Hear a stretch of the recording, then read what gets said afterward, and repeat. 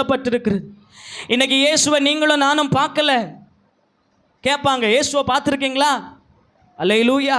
இயேசுவை நான் பார்க்கல, ஆனால் இயேசுவை என் வாழ்க்கையில் உணர்ந்திருக்கிறேன்.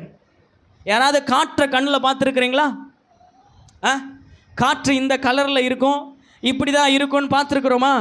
இல்லை. ஆனால் காற்றை நம்மளால் உணர்ந்து கொள்ள முடிகிறது. அல்லேலூயா. அதே போல் நம்முடைய வாழ்க்கையில் இயேசுவை உணர்ந்திருக்கிறீங்களா?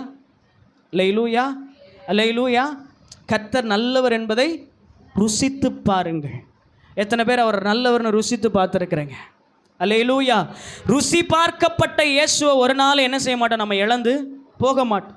இன்னைக்கு இந்த உலகமும் அவரை ருசி பார்ப்பதற்காக இந்த சுவிசேஷத்தை நீங்கள் சுமந்து செல்லுகிறவர்களாக இருக்க வேண்டும்.